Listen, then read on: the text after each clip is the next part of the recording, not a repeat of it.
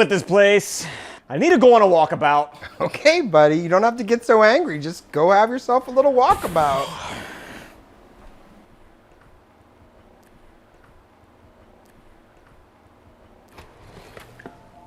Oh man, I've had an experience. I got to wrestle an alligator, I cooked a goanna, went to New York, almost got mugged, went to several parties where everyone was nice. I played a kind of telephone game in the subway with a bunch of people, walked on people's heads, they cheered. Josh, you've been gone an hour and 45 minutes.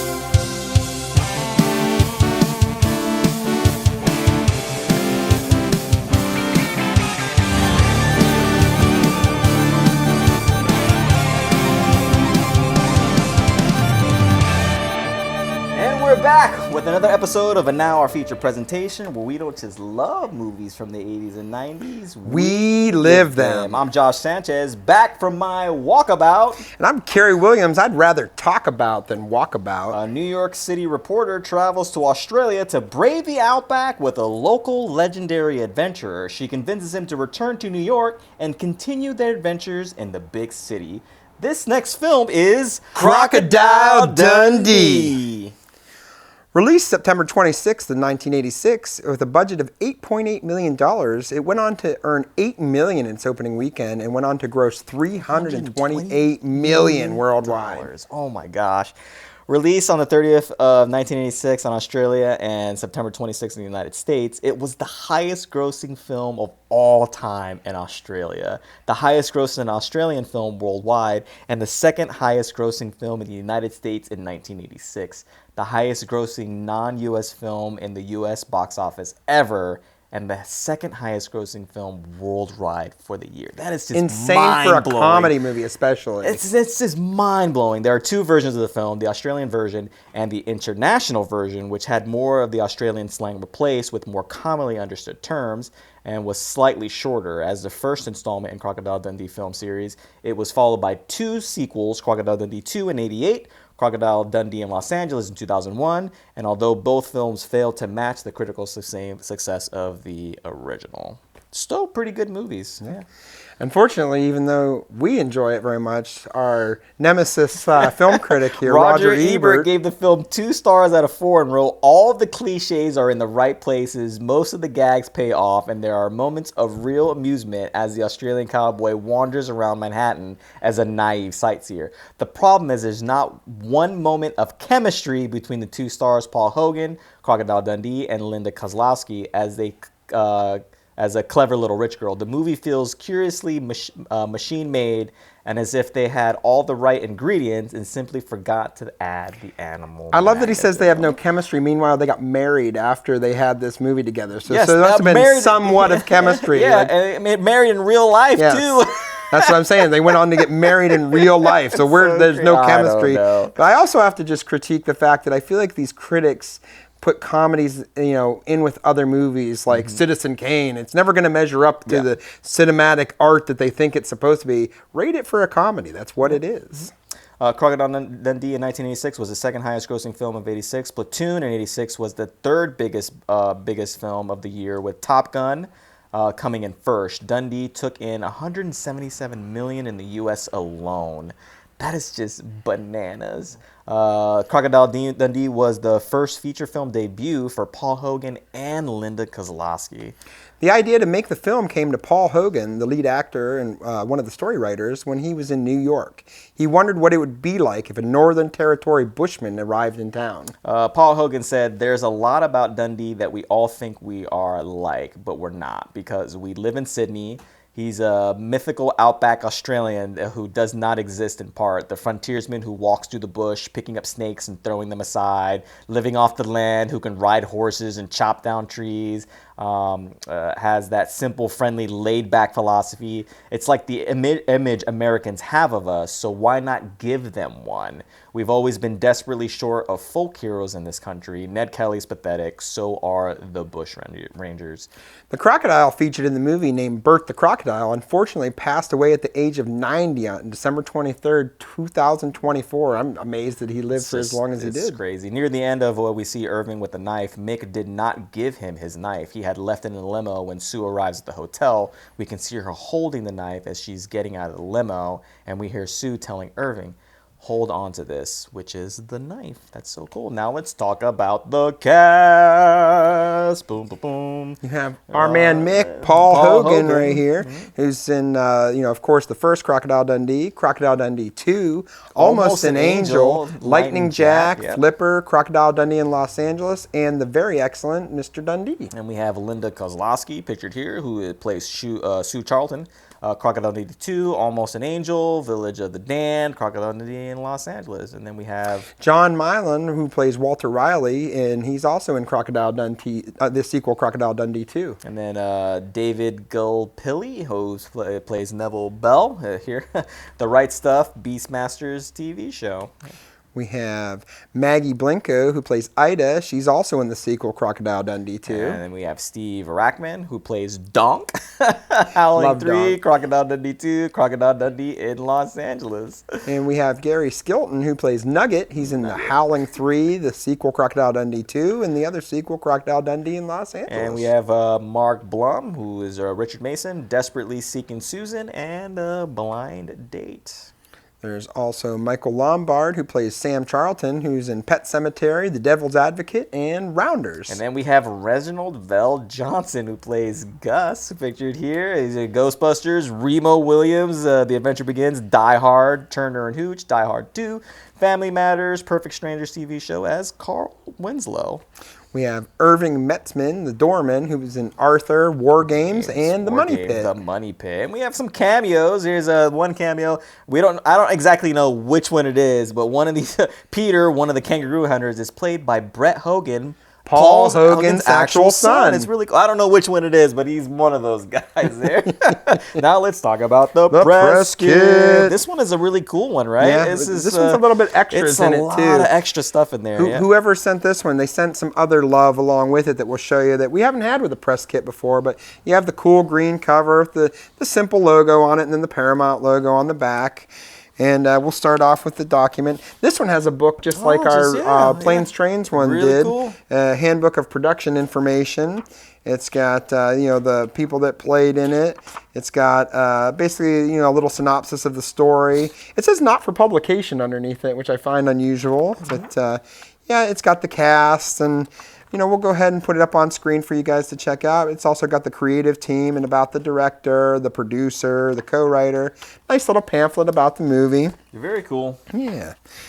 What's nice about this one is it's got the actual publicity notes for each picture as well, which sometimes the press kits will have that and sometimes they don't. I do enjoy it because they give a little description about what's happening in the pictures as well. I'll pull it out so you can see the picture a little bit better as we hand them along. But we have Mick, he's climbing the sign in New York to get a little bit of a look of where he's trying to get a better view of Manhattan's teeming street and Paramount Pictures Crocodile Dundee.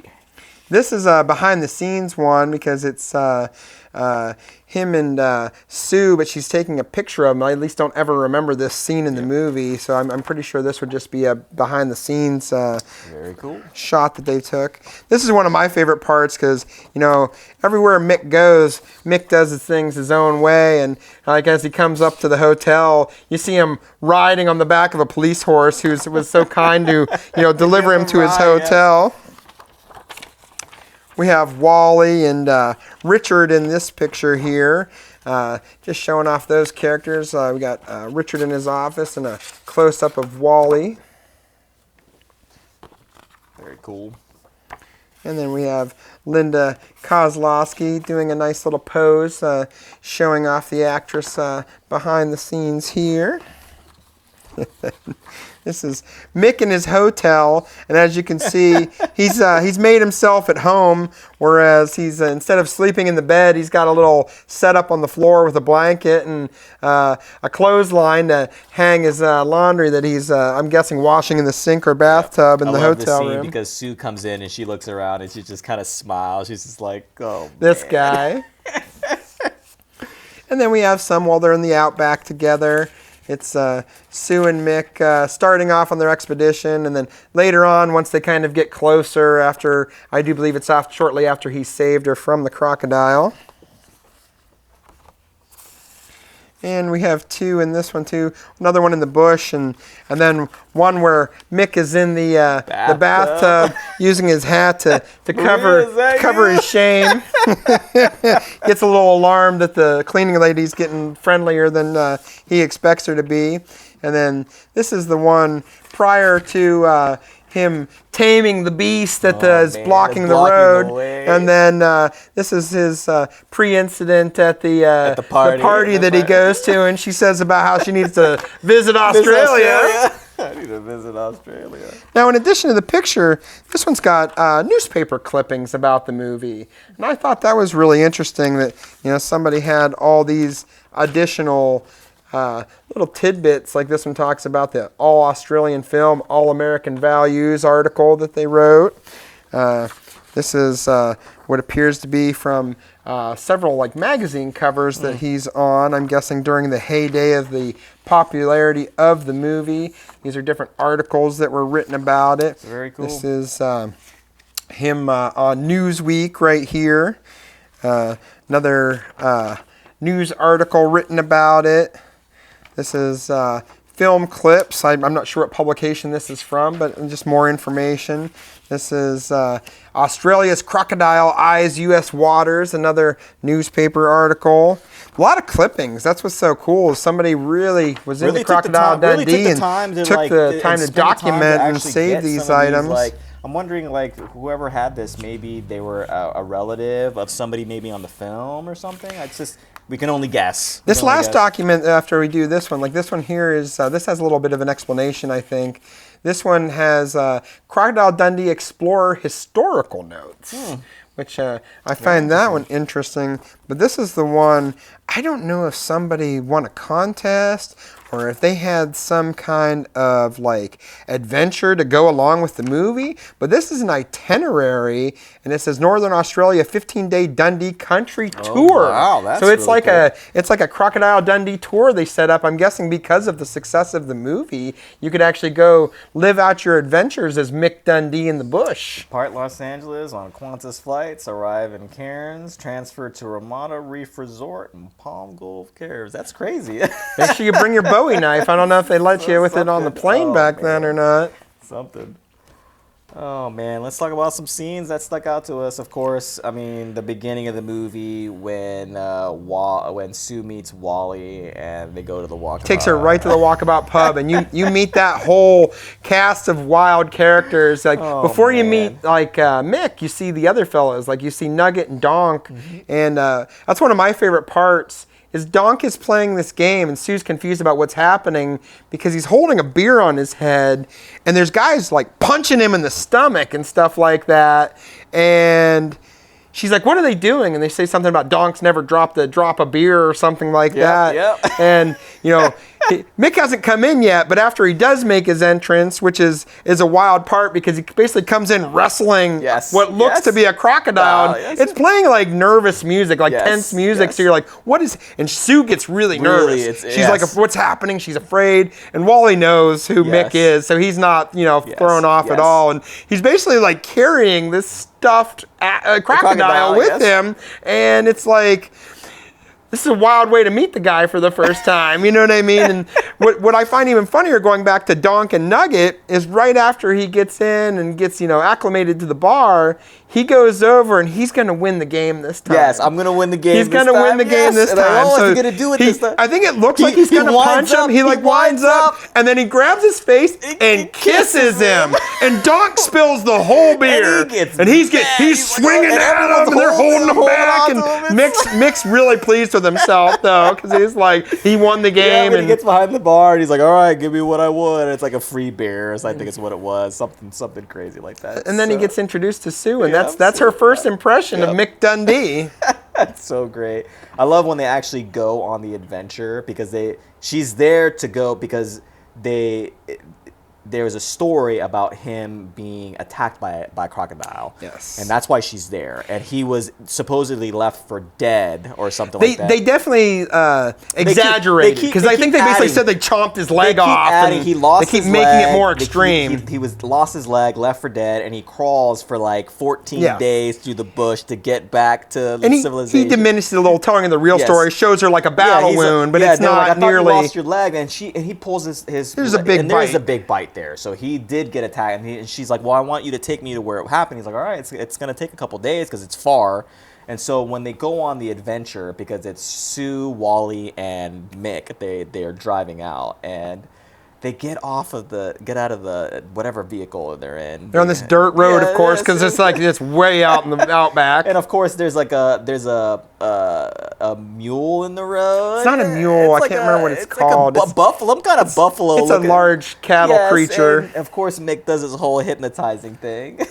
and it's making like these magical noises. It's so funny because like seeing that as a kid, I was like, "That's so cool." But as an adult, seeing that, and I'm like, "Yeah, that's cool." But now the buffalo's just in the road. Yeah, that's what I always think too. It's like you're not any better off. It's just laying down now. It's still obstructing the whole road. It's still cool and it's still funny because it's like maybe he was worried about it charging the vehicle or something like that because it's it's got big horns. And then when they get to the location, because they can only go so far, and then they're gonna go on foot.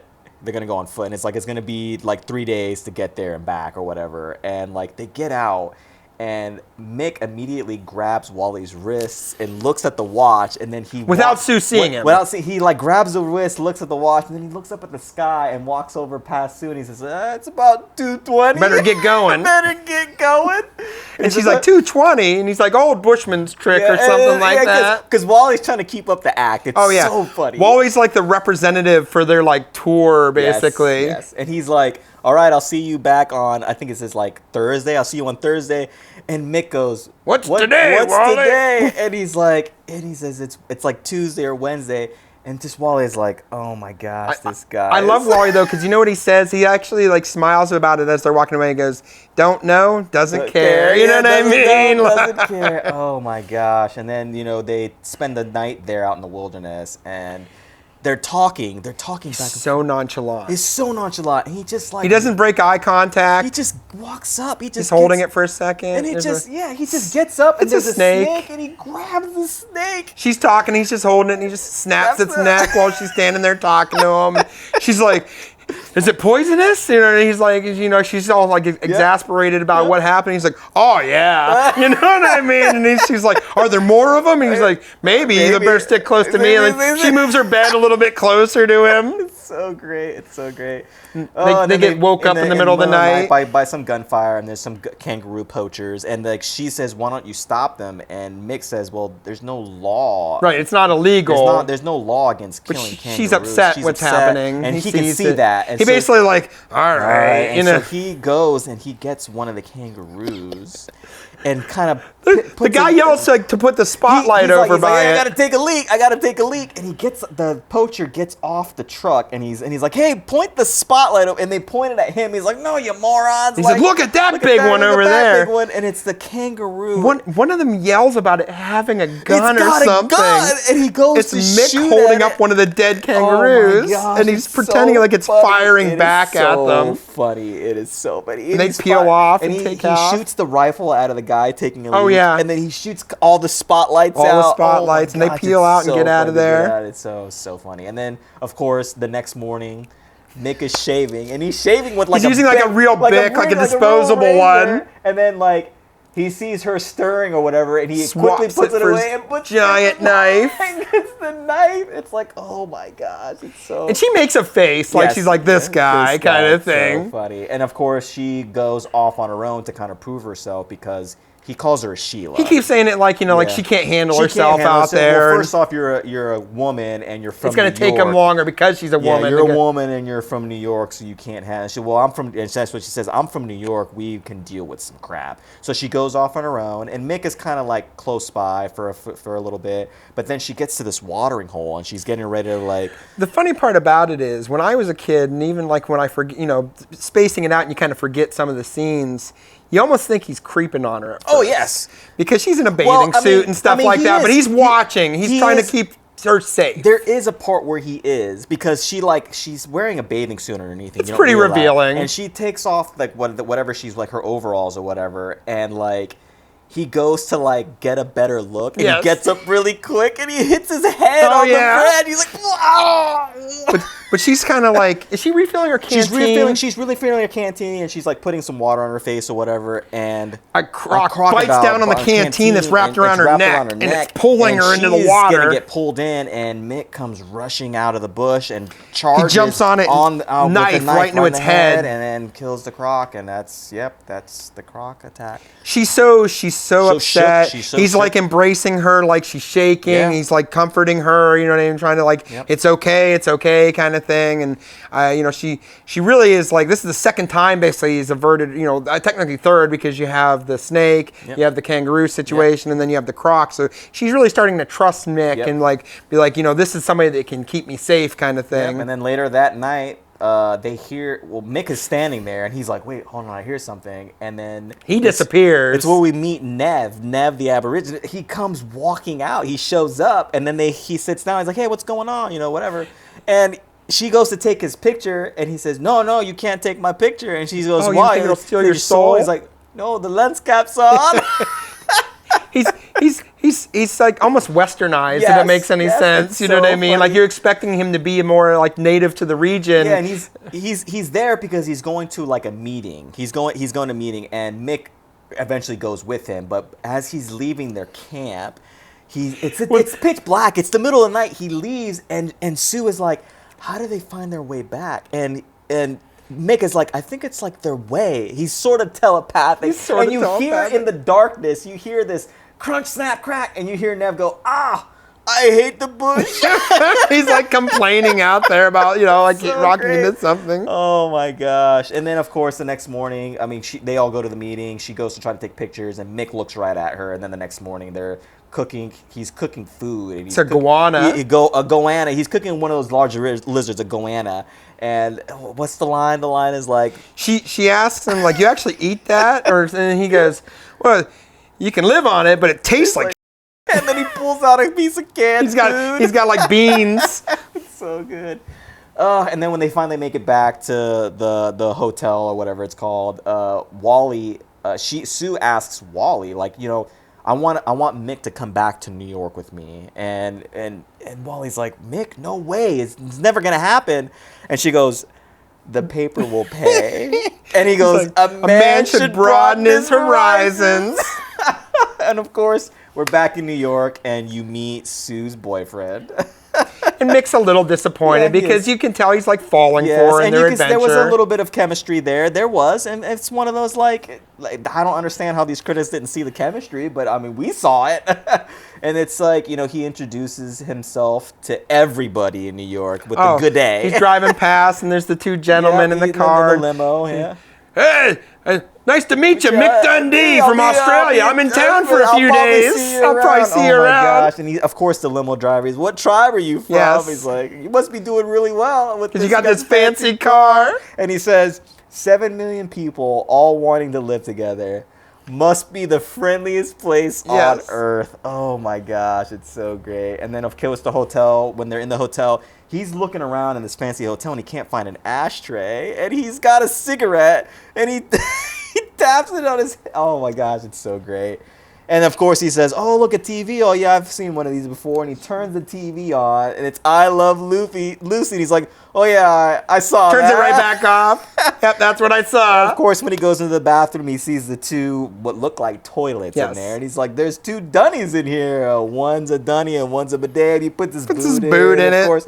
And then if he leans out the window after he figures out, oh, for washing your backside. Yells it out the window, and I think she just thumbs up him or something like that. Yes, and he makes buddies with everybody. The hotel doorman, the taxi driver, he's telling everyone good day. He climbs a sign because he's trying to figure out, get a better perspective. And of course, we see him riding back to the hotel. Police horse. On the police horse. It's so great. I think, and then the policeman hands him his knife. Yes, like he disarms him to ride with him. So he gets stabbed in the back, but then he gives him that giant knife back. gosh. And of course, Sue wants Mick to go to dinner with her and Richard. And while they're at dinner, he's almost a little jealous. He was there for a lot longer because when they show up, he's already been there. And He's she even says, "You've been here for a while." I was like, "Oh yeah." She can tell he's been drinking. I've been here for a while. And so when they finally sit down, he's kind of making digs. He's making digs at him, like, oh well, he's never eaten this fancy before. When it's French, and he's like, Yes. I believe it was French. And he's like, Mick's, he's trying to embarrass Mick almost. Yep, so he's like, you can't read this. I should probably order for us. everybody. And Mick's like, I got this. He's like, I don't know what it's called, but I like what that heavy lady over there. He's like, he calls her fat or heavy or something like that, and he's pointing at it. And then one of the times when Richard looks away after insulting him, Mick just punches him right in the face at the table. And Richard's just like... It is so quick. Because both Sue and Richard are looking away, and in the car she's yelling at him. Yes. He says you hit him. Well, he was being an idiot or something. Like he was being insulting. Yes, he's being an ass or something like that, he says. Okay, and then when he's walking around outside, because there's random parts where he's just walking around. He's great. just checking, he's exploring. He's wandering, and he sees streetwalkers. And he doesn't know any better. He doesn't know, and they're being very friendly to him. He's like, hey, you looking for a good time? Ladies talking to me. I'm always looking for a good time. Like, what's going on? And it's like, they recognize the his newspaper story. articles They recognize his Sue's story writing. that he's the alligator guy, the crocodile guy. I think one of them says alligator. You're the crocodile guy. He's like, oh, that's right. He's like, yeah, that's me. And they're like, oh my gosh, we might as well give you one for free. And it's like, he's like, one what? You know what I mean? He's like, and of course, because he's talking for a long time and they're prostitutes, their pimp comes walking over and is like, hey, dude, you gonna buy anything or what? And he's basically dismissive. He's like, hey, I'm talking to the ladies here. He's like, get out of here. And it's so funny because the guy's like, hey, like whatever. And he says something demeaning to the ladies. Yes. And then he punches him. Nick just decks the guy. It is the funniest thing. And of course, the guy he's with is like, he's a cab driver. Yes. He's the cab driver. He's like, dude, we got to get out of here. And that little guy's funny. And he drives up in the car, in the taxi, and Mick's like, dude, you're in no state to drive. I should drive. And then he yells about He's like, dude, no wonder there's so many accidents over here. The steering wheel's on the wrong side of the car. You just hear him honking, out of the way, Dobie! It's so great. And of course, we go to the next day, and Mick's taking a bath, and he's in the bath with bubbles. She takes the towels from the cleaning lady, Rosita or whatever, Maria. She puts her leg inside the door, like seductively, like rubbing it, and he's like, "I didn't mean to lead you on or anything, Rosita." I was just being nice. I was just being nice, Nice. Oh my gosh. And then they're outside. She's going Senor Mick. She was calling him. They're outside and they're walking. They're going. I guess they're gonna go to a party, and someone gets mugged. A woman gets her purse taken away. And it's not this part. It's not this part yet. Not yet. It's he takes a piece of canned food and he's running and he throws it and hits the guy from like, I don't know, like 20, 30 yards away. It's the funniest thing. And I think that's when she says to him that, like, she always feels safe with him or something like that. Yes. And then they're at the party and he's talking to everybody and like he says, everyone's nice to me here. And it's because he just has this like really cool, chill, laid-back attitude about him. He's genuine. He's friendly. He doesn't have like no ulterior motives. Yeah, and he's oblivious to a lot of things. There's a lot of things in this party that are going on that are just like, oh god, oh my like there's a gentleman doing cocaine in the side room, and Mick thinks he's got sinus problems or something like that. He takes it and dumps it in hot water and shows him to put a towel over his head to inhale the medicine instead of snorting it. Oh my god! And then when they leave the party, they're outside and someone says, hey, do you got a light, buddy? And your wallet. And then he pulls out a knife and he says, that's not a knife. She's like, Nick, he's got a knife. Got a knife, give him the one. That's not a knife. He laughs. He's like, that's a knife. Oh, man. And then, of course, we meet Sue's dad and we're at this other party and Richard proposes. And Mick is he's a little upset. So he leaves. He's getting ready. He's going home. He's going on a walkabout. He's going in the city. He tells everybody in the hotel, the bell guy, whatever his name, the limo driver even has an alcohol bottle. Yeah, for the him. doorman. He's like, I'm gonna go on a walkabout, whatever. And he leaves the party, and when he leaves the party, he sees who he thinks is Simone again. Oh, the streetwalker, the two that he saw before, and it's not them. but it's the same the pimp, pimp. the same pimp. And he's got it. Doesn't he have a couple guys with him and too? and he sees him. He says, "Hey, Aussie boy, you gonna make like a kangaroo and hop away?" And before the guy even makes another comment, Mick just decks the guy. And it's Good old just the 80s sound funniest effect thing. punch. And he's got two other guys. The pimp has two other guys with him, so they're beginning to rough him up. But then the limo driver shows up, and he plows through them, and he jumps out of the back of the limo, and he grabs the antenna, which looks like a boomerang. It's the most hilarious thing. And he throws it, and Gus saves Mick during the attack, of course.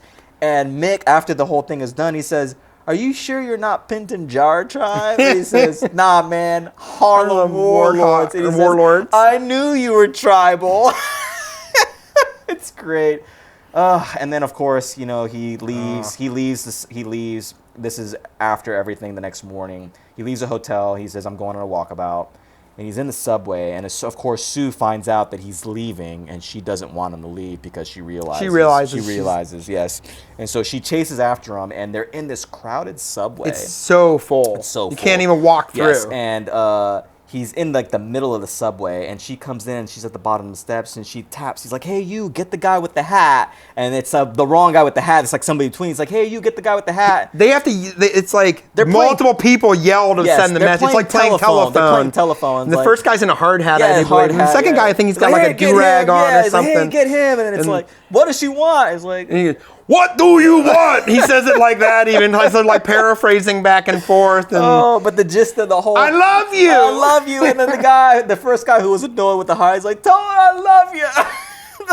And so then good. after he gets the message, he to get over gets there, up, he's he gets walking up, on their and he's shoulders walking and their up, heads. and he's walking So he's walking across on the the. Yeah, top they're of helping the him. He's stepping and passengers. he's Oh stepping my on gosh. people. It's so great. It's so great. Oh, this movie is so great.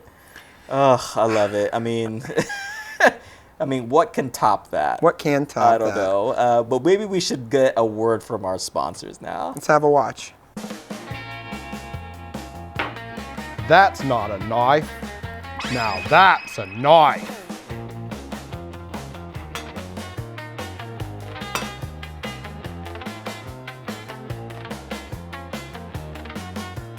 But wait, there's more. Old Mick isn't gonna let you down. When you buy Mick's knife, you also get a spoon too.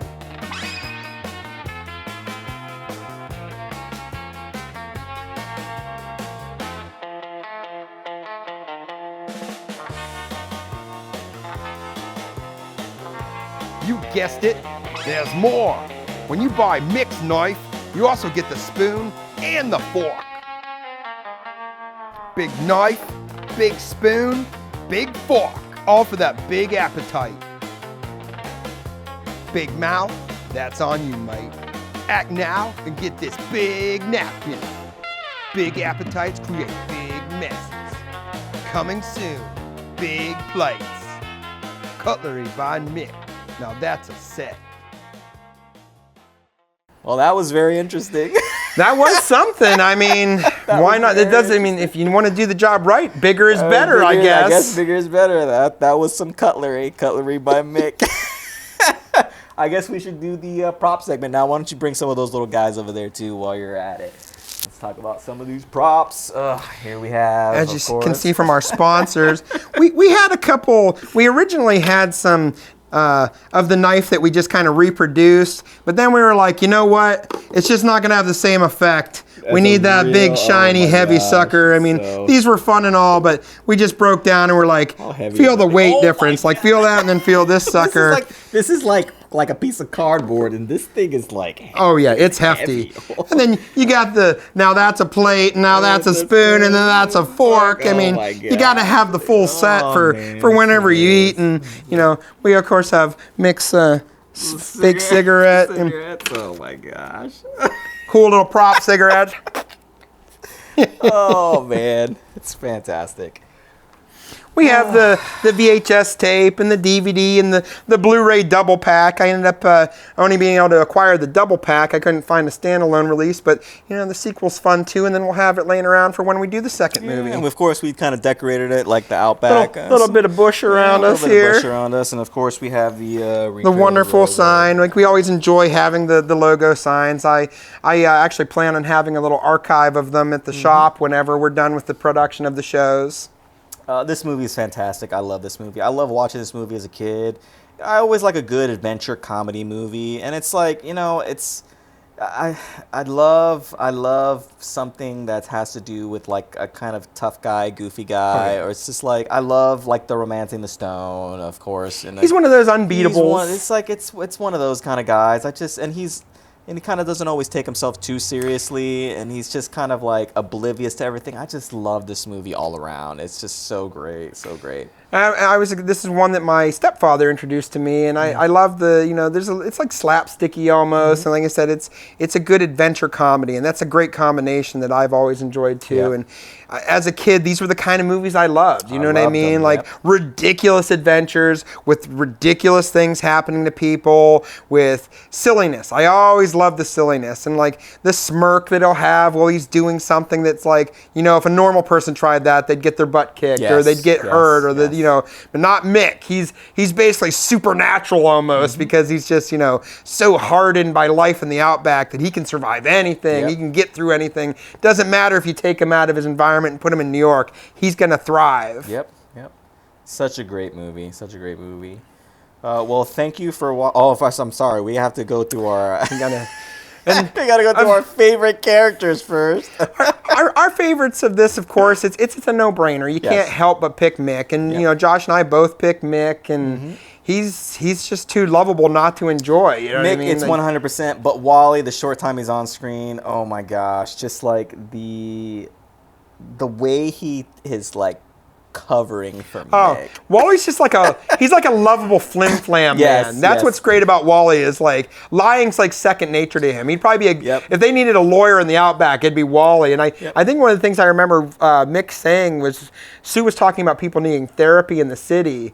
And Mick was like, we don't have that. We just tell Wally our problems, and he tells everybody, and it just works out after that. Yes. Oh, my gosh. I love it at the beginning when Sue comes to Australia, and she's like talking to him about the adventure. Like, yeah, whatever. And Wally's kind of like worried. Like, oh, yeah. And she says, oh, no, the newspaper's paying for everything. And he's like, okay, sure. He perks anytime the money is covered, he's like right there for it. Yes, all right, sure. He's not agreeable until money comes out. New York, Mick, he's not really going to go to New York. Time to broaden his horizons. It's a newspaper. That man should broaden his horizons. Oh, it's so great. It's so great.